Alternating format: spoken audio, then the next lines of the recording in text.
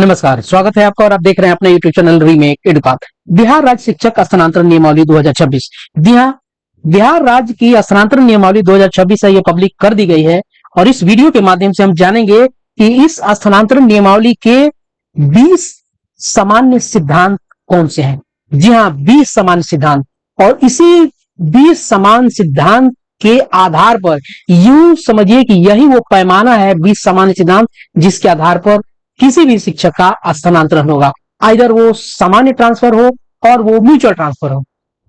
किस प्रकार से वरीयता क्रम का निर्धारण होगा, क्या है, क्यों है, कैसे है, इस 20 सिद्धांत के आधार पर और इसी पैमाने पर, इसी कसौटी पर कसकर ये पूरा का पूरा सिद्धांत जो है इस नियमावली की जान है। और समझिए कि इसी पर सारा कुछ टिका हुआ है, केंद्र बिंदु वही है। साथ ही साथ हम जानेंगे कि क्या बीपीएससी, टीआरई, एचटी, एचएम वर्तमान स्थानांतरण से बाहर हो गए हैं। जी हाँ, बिल्कुल, हम इस वीडियो के माध्यम से हम जानेंगे। चलिए वीडियो को शुरू करते हैं। वीडियो को शुरू करने से पहले आपसे आग्रह करेंगे, पहली बार चैनल पे है तो चैनल को सब्सक्राइब कीजिए, कंटेंट पसंद आता है तो लाइक शेयर जरूर करें। हम आपको यहाँ बताते चले कि अभी स्थानांतरण के लिए कोई नोटिफिकेशन जारी नहीं हुआ है।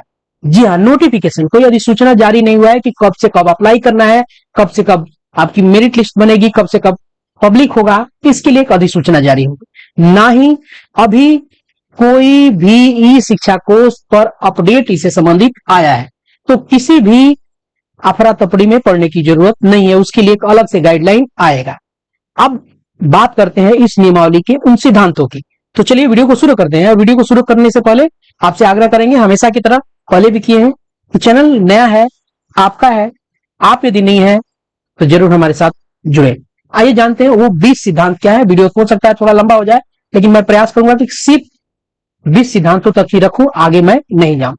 आपके स्क्रीन पे दिख रहा है ये नियमावली जो 18 पेज में है और पब्लिक डोमेन में यही आया है। अब हम बात करते हैं इसके बिंदु नंबर 3 की। यही है बिंदु नंबर 3, और इसी बिंदु नंबर 3 में वो स्थानांतरण हेतु सामान्य सिद्धांत, इसी सिद्धांत पर आधारित है ये पूरा का पूरा ट्रांसफर का, ये पूरा का पूरा खाका, और इसी खाका के आधार पे ये पूरा का पूरा ट्रांसफर आपको होगा। तो चलिए जानते हैं और समझते हैं। पहली बिंदु, छात्रों की शैक्षिक हित, शिक्षण अधिगम की निरंतरता तथा विद्यालयों का सुचारू संचालन स्थानांतरण एवं पदस्थापन के सभी मामलों में सर्वोपरि होगा।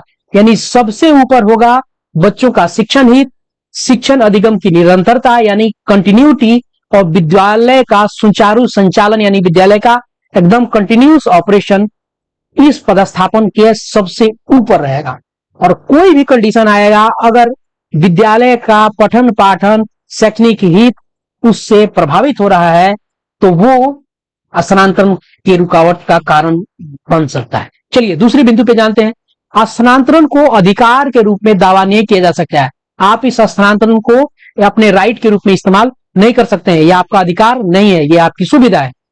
तीसरा, कोई भी स्थानांतरण विभाग द्वारा समय समय पर निर्गत मानक मंडल, ये मानक मंडल एक बनाई गई है। मानक मंडल क्या है इस पर भी हम आगे बात करेंगे। मानक मंडल एवं उसके क्रियान्वयन हेतु निर्गत मानक संचालन प्रक्रिया के अधीन किया जा सकेगा।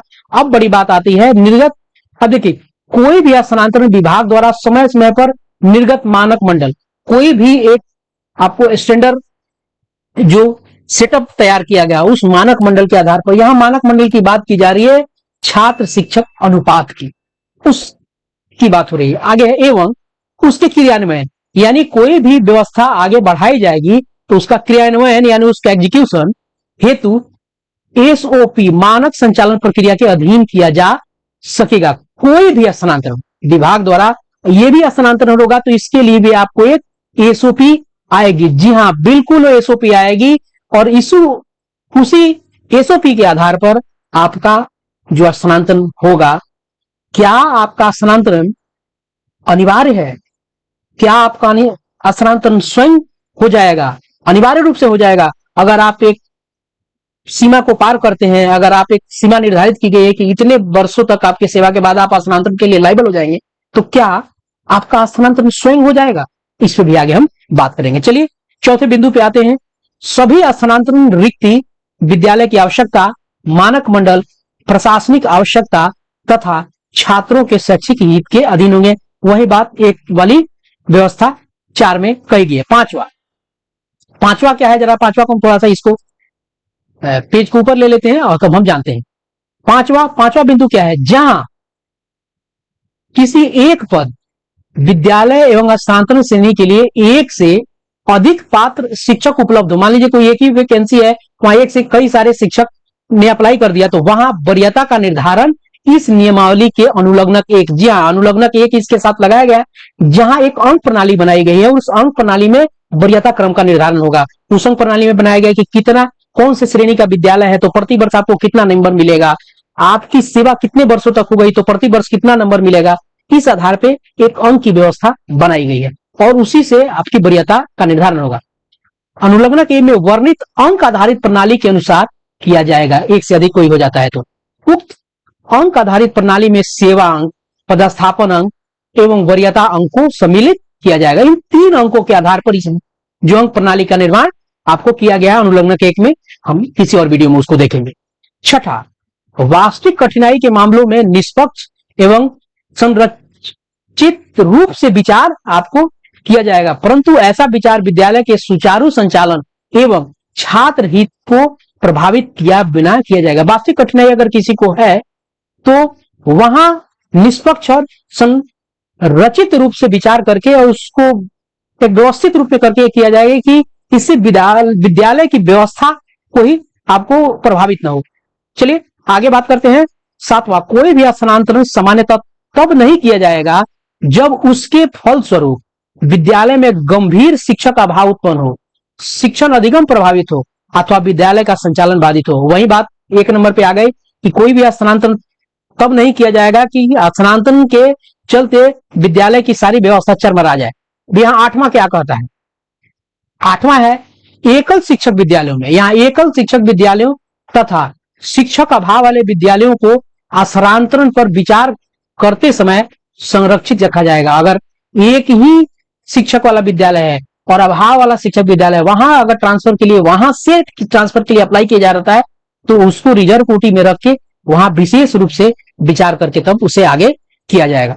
9वां और सबसे महत्वपूर्ण, शिक्षकों का स्थानांतरण सामान्यतः उसके सेवा काल के प्रत्येक 5 वर्ष पर किया जा सकेगा। यहां एक बहुत बड़ी बाउंड्री लाइन खींच दी गई और वो खींची गई है 5 वर्ष।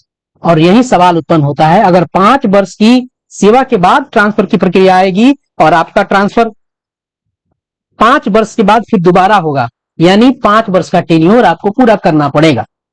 तो 5 वर्ष की टेन्योर न किसी एचएम का हुआ है, न किसी एचटी का हुआ है, न बीपीएससी से बाहर टीआरई 1, 2, 3 किसी का नहीं हुआ, यानी इस स्थानांतरण में वो लोग इससे वंचित होते दिख रहे हैं, क्योंकि किसी का 5 वर्ष इसमें हुआ नहीं है, क्योंकि सबकी सेवा नहीं है, तो वो यहां वंचित दिख रहे हैं। तो उनके लिए क्या ऑप्शन है, उनके लिए ऑप्शन है, परंतु आगे है। आइए जानते हैं क्या है 10वां है शिक्षकों के स्थानांतरण पर विभाग द्वारा निर्धारित न्यूनतम सेवा अवधि पूर्ण होने के उपरांत, मान लीजिए 5 वर्ष पूर्ण हो जाता है तो उसके बाद विचार किया जा सकेगा। तथापि ऐसा स्थानांतरण स्वतः अथवा अनिवार्य नहीं होगा। इसके अतिरिक्त अगर वो 5 वर्ष पूरा कर लेता है तब भी उसका स्थानांतरण अपने आप नहीं होगा और नहीं अनिवार्य रूप से होगा। अगर वो मान लीजिए कोई व्यक्ति है, आप ही अगर 5 वर्ष सेवा आपकी हो जाती है तो ऐसा नहीं है कि 5 वर्ष होने के बाद आपका स्थानांतरण स्वतः हो जाएगा, यानी अनिवार्य रूप से हो जाएगा, मैंडेटरी की आपका होना ही है, आपको लेना ही है, ऐसा नहीं होगा, अनिवार्य नहीं होगा। यही बातें कही गई है और ये बहुत बड़ी बात है। इसको यहां मैं बताता हूं कि ऐसा स्थानांतरण स्वतः अथवा अनिवार्य नहीं होगा तथा वह रिक्ति विद्यालय की आवश्यकता, मानक मंडल, शिक्षक आवश्यकता मानक, प्रशासनिक आवश्यकता एवं छात्रों के शैक्षिक हित के अधीन होगा। कोई भी ट्रांसफर अगर वहां होता है तो इन सारी व्यवस्थाओं को देख के होता है। हर बार उसी चीज को दोहराई जा रही है कि व्यवस्था नहीं चरमरानी है। आगे है विशेष परिस्थिति में, मान लीजिए कि 5 साल की तो यहां अगर व्यवस्था बना दी गई, लेकिन विशेष परिस्थिति कुछ ऐसी उत्पन्न होती है, वहां इस 5 साल के बाध्यता को तोड़ा जा सकता है, उसको शिथिल किया जा सकता है। क्या है?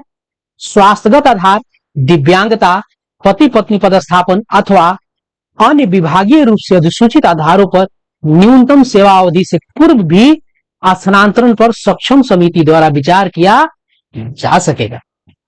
स्पष्ट हो गया। चलिए, इसमें है पति पत्नी का पदस्थापन है, बीमारी है, अन्य भी कोई अगर विशेष परिस्थिति जो प्रतिकूल है और आपको और आपका ट्रांसफर होना वहां बनता है, तो वहां ये चीजें शिथिल होती है।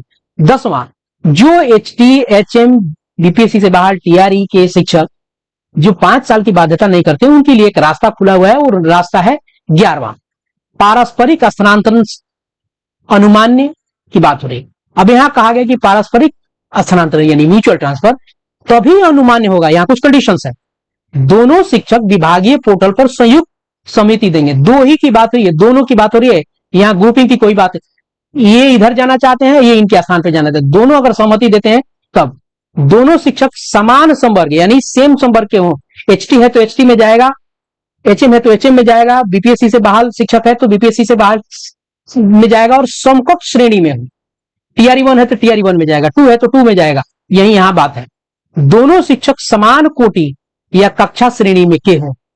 यहां ऑब्लिक किया गया है समान कोटि, कोटि की बात माना गया है कि एससी है तो एससी में जाएंगे, जनरल है तो जनरल में जाएंगे। यहां इस बात को कक्षा श्रेणी है, ऑब्लिक करके यहां इसको थोड़ा सा किया गया है, कक्षा श्रेणी और कोटि।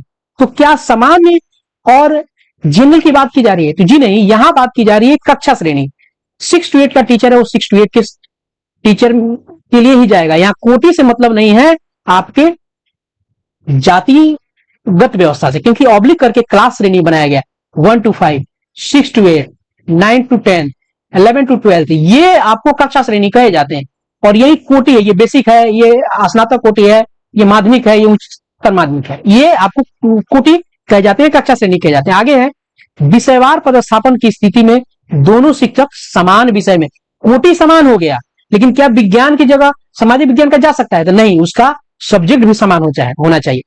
गृह क्षेत्र संबंधी प्रतिबंधों का उल्लंघन नहीं हो। गृह क्षेत्र होम वाला जो कहानी है, यानी पंचायत, अगर आप अपने प्रखंड में नहीं जा सकते हैं, दूसरे प्रखंड में म्यूचुअल करा सकते हैं, आप दूसरे प्रखंड में जा सकते हैं। अगर महिला है तो आप अपने पंचायत में नहीं जा सकते हैं। ये गृह क्षेत्र यानी होम एरिया के प्रतिबंध का उल्लंघन नहीं होना चाहिए। आगे है मानक मंडल और विद्यालय की आवश्यकता, शिक्षक उपलब्धता एवं प्रशासनिक आवश्यकता प्रभावित नहीं हो।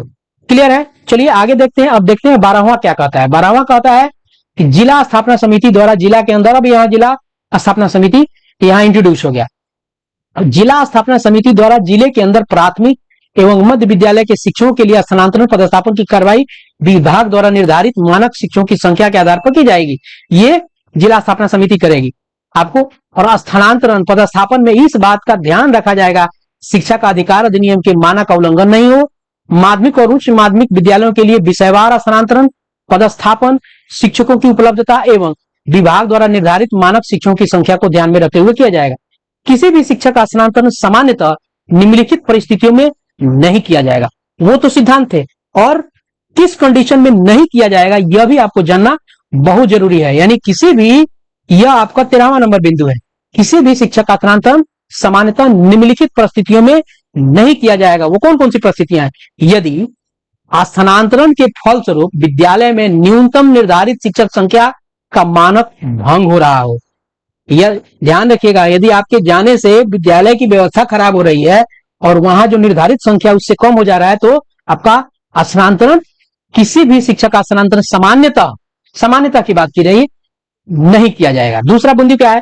यदि स्थानांतरण के फलस्वरूप आरटी और पीटीआर पुपुल टीचर रेशियो मानक के अनुसार शिक्षक छात्र अनुपात पर प्रतिकूल प्रभाव पड़ता हो, यानी टीचर स्टूडेंट रेशियो जो है वो अगर प्रभावित हो रहा है तो अब नहीं हो पाएगा। यदि स्थानांतरण के फलस्वरूप विद्यालय में किसी आवश्यक विषय के शिक्षक का पद रिक्त हो रहा हो, मान लीजिए कि आप ट्रांसफर करा के जा रहे हैं और आपके जाने से एक अनिवार्य विषय है और उसकी रिक्ति हो रही है, तो आपका नहीं हो पाएगा। और ये बहुत बड़ा बात है, जो है ये बहुत मैंडेटरी है। मान लीजिए एक साइंस का टीचर है, वो ट्रांसफर करा के जा रहा है, तो ऑब्वियस है कि साइंस की वहां वैकेंसी बन जाएगी, तो क्या उसका नहीं हो पाएगा? ये बहुत प्रश्न खड़ा कर रहा है और ये बात एक सोचने वाली है और समझने वाली है। इसीलिए यहाँ वर्ड किया गया है, अनिवार्य नहीं जोड़ा गया है, सामान्यता बात की गई है। तो ट्रांसफर की बातें यहाँ इस फ्लेक्सिबल रखी गई है, अनिवार्य उससे नहीं माना गया है। घ में क्या है, यदि स्थानांतरण से विद्यालय में शिक्षण अधिगम की निरंतरता गंभीर रूप से प्रभावित हो तब भी नहीं की जाएगी।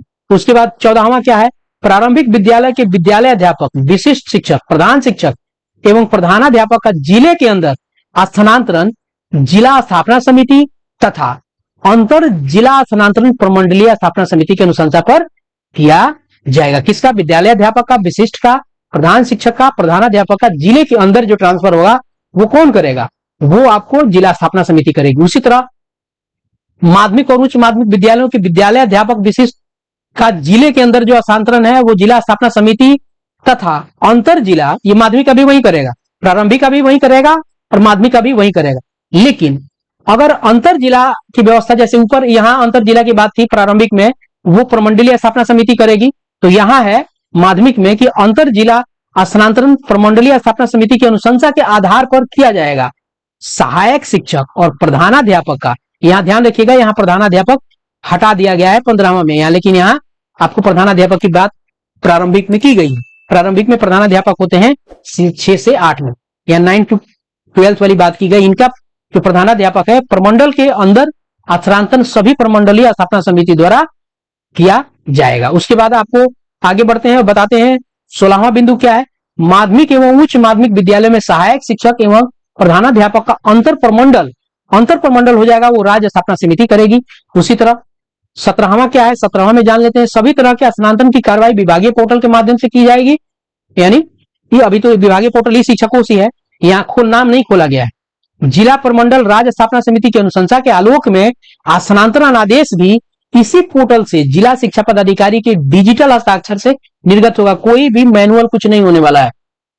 इसके लिए जिला प्रमंडलीय स्थापना समिति द्वारा स्थानांतरण संबंधी अनुशंसा के आलोक में जिला शिक्षा पदाधिकारी द्वारा विभागीय पोर्टल पर आवश्यक प्रविष्टि की जाएगी एवं समिति की बैठक की कार्रवाई भी अपलोड की जाएगी। समिति की बैठक कब होगी इसको हम आगे जानते हैं। समिति की बैठक साल में एक ही बार होगी और कब होगी इसको हम जानते हैं 18वां नंबर बिंदु में।